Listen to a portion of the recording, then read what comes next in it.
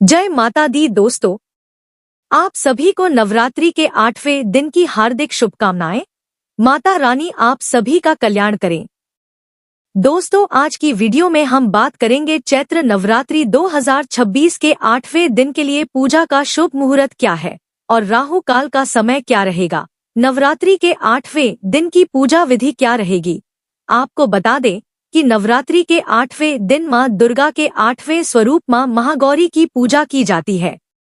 तो आज हम आपको मां महागौरी की संपूर्ण पूजा विधि बताएंगे कि मां महागौरी की पूजा करते समय आपको किस रंग के कपड़े पहनने चाहिए और कौन सा फूल आपको मां महागौरी को अर्पित करना चाहिए और मां महागौरी का प्रिय भोग क्या है। इसके अलावा आपको बताऊंगी कि मां महागौरी को प्रसन्न करने के लिए आपको कौन से मंत्र का जाप करना चाहिए। आपको बहुत ही छोटा और आसान सा मंत्र बताऊंगी और इसके अलावा मां महागौरी की कथा भी सुनाऊंगी। साथ ही साथ नवरात्रि के 8वें दिन किए जाने वाला एक इच्छा पूर्ति उपाय बताऊंगी, जिसे करके आप अपनी मुंह मांगी मुराद को पूरा कर सकते हैं। लेकिन वीडियो शुरू करने से पहले आपसे निवेदन है कि यदि वीडियो आपको थोड़ा सा भी अच्छा लगे तो कृपया एक बार लाइक अवश्य कर दीजिएगा, क्योंकि आपका एक लाइक हमारे लिए बहुत महत्वपूर्ण होता है। और माता रानी की कृपा प्राप्त करने के लिए कमेंट बॉक्स में अवश्य लिखिएगा जय माता दी या जय मां महागौरी। तो चलिए बात करते हैं नवरात्रि के 8वें दिन की। दोस्तों, नवरात्र के 8वें दिन मां दुर्गा के 8वें स्वरूप आदि शक्ति मां महागौरी की पूजा की जाती है। देवी भागवत पुराण में बताया गया है कि देवी मां के 9 रूप और 10 महाविद्याएं सभी आदिशक्ति के अंश और स्वरूप हैं। लेकिन भगवान शिव के साथ उनके अर्धांगिनी के रूप में महागौरी सदैव विराजमान रहती है। उनकी शक्ति अमोघ फलदायिनी है। महागौरी की पूजा मंत्र से भक्तों के सभी पाप धुल जाते हैं और वह व्यक्ति अक्षय पुण्य का अधिकारी हो जाता है। दोस्तों, शिव पुराण के अनुसार महागौरी को 8 साल की उम्र में ही अपने पूर्व जन्म की घटनाओं का आभास होने लग गया था। उन्होंने इसी उम्र से ही भगवान शिव को अपना पति मान लिया था और शिव को पति रूप में पाने के लिए कठोर तपस्या भी शुरू कर दी थी। अष्टमी तिथि को महागौरी के पूजन का स्थान है। इस दिन दुर्गा सप्तशती के माध्यम चरित्र का पाठ करना विशेष फलदायी होता है। जो लोग 9 दिन का व्रत नहीं रख पाते हैं, वे पहले और 8वें दिन का व्रत रखकर पूरे 9 दिन का फल प्राप्त कर सकते हैं। दोस्तों, देवी भागवत पुराण के अनुसार मां महागौरी का वर्ण एकदम गौर यानी सफेद है और उनके वस्त्र और आभूषण भी सफेद रंग के ही हैं और मां का वाहन वृषभ अर्थात बैल है, जो भगवान शिव जी का भी वाहन है।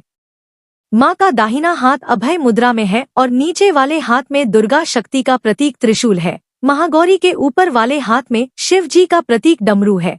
डमरू धारण करने के कारण मां का एक नाम शिवा भी है और मां के निचले वाले हाथ में अपने भक्तों को अभय देता हुआ वर मुद्रा में है और मां एकदम शांत दिखाई देती है।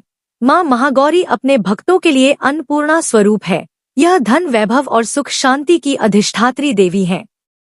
सांसारिक रूप में इनका स्वरूप बहुत ही उज्ज्वल कोमल श्वेत वर्ण और श्वेत वासधारी है। देवी महागौरी को संगीत भी बेहद प्रिय है।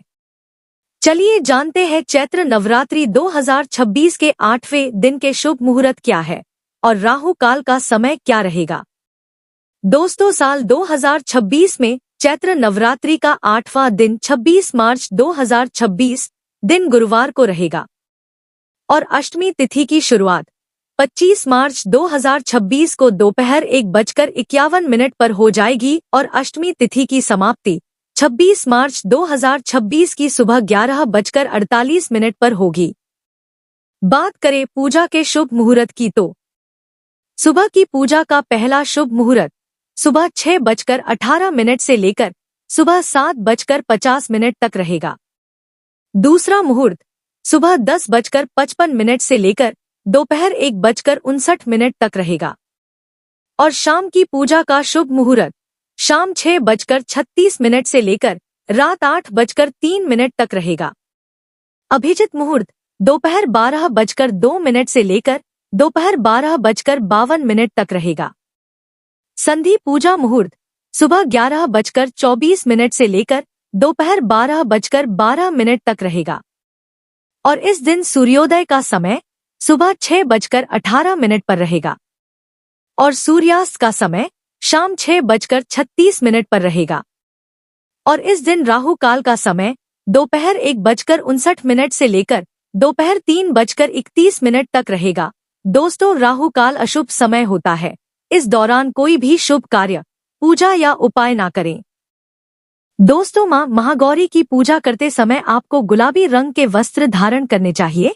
आप माँ की पूजा करते समय सर्वप्रथम रोज की पूजा कर कलश पूजन करें। इसके बाद एक लकड़ी की चौकी पर लाल रंग का वस्त्र बिछा लें और उस पर माँ महागौरी की मूर्ति या फोटो स्थापित करें। इसके बाद माँ की विधिवत पूजा अर्चना करें। उन्हें रोली सिंदूर अक्षत अर्पित करें। और माँ को सफेद रंग के फूल प्रिय हैं, इसलिए आप इस दिन मोगरे या बेला का फूल माँ को चढ़ाएं।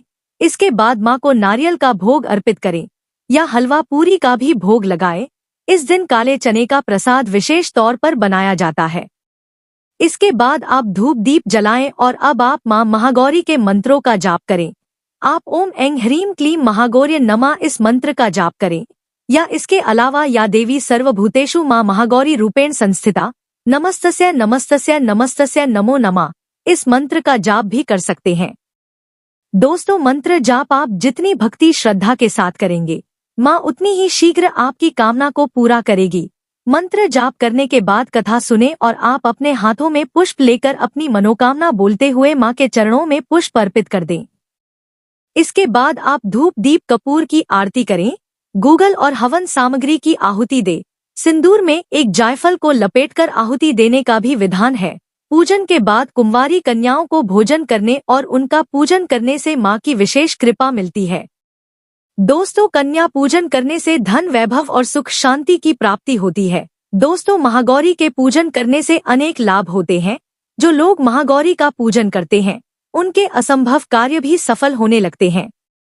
और जो महिलाएं शादीशुदा हैं, अगर वे आज के दिन माँ महागौरी को चुनरी अर्पित करती हैं, तो उनके सुहाग की रक्षा होती है। माँ का पूजन करने से अक्षय सुख और समृद्धि की प्राप्ति होती है। चलिए अब सुनते हैं माँ महागौरी की कथा। दोस्तों, माँ दुर्गा के 8वें स्वरूप माँ महागौरी को लेकर 2 पौराणिक कथाएं प्रचलित है। पहली पौराणिक कथा के अनुसार पर्वतराज हिमालय के घर जन्म लेने के बाद माँ पार्वती ने पति रूप में भगवान शिव को प्राप्त करने के लिए कठोर तपस्या की थी। तपस्या करते समय माता हजारों वर्ष तक निराहार रही थी, जिसके कारण माता का शरीर काला पड़ गया था। वहीं माता की कठोर तपस्या से प्रसन्न होकर भगवान शिव ने मां पार्वती को पत्नी के रूप में स्वीकार किया और माता के शरीर को गंगा जी के पवित्र जल से धोकर अत्यंत कांतिमय बना दिया। तब माता का रूप गौर वर्ण का हो गया, जिसके बाद मां पार्वती के इस स्वरूप को मां महागौरी के नाम से जाना जाने लगा। वहीं दूसरी पौराणिक कथा के अनुसार मां कालरात्रि के रूप में सभी राक्षसों का वध करने के बाद भोलेनाथ ने देवी पार्वती को मां काली कहकर चिढ़ा दिया था। तब माता ने उत्तेजित होकर अपनी त्वचा को पाने के लिए कई दिनों तक कड़ी तपस्या की और ब्रह्मा जी को अर्घ्य दिया। देवी पार्वती से प्रसन्न होकर ब्रह्मा जी ने हिमालय के मानसरोवर नदी में स्नान करने की सलाह दी।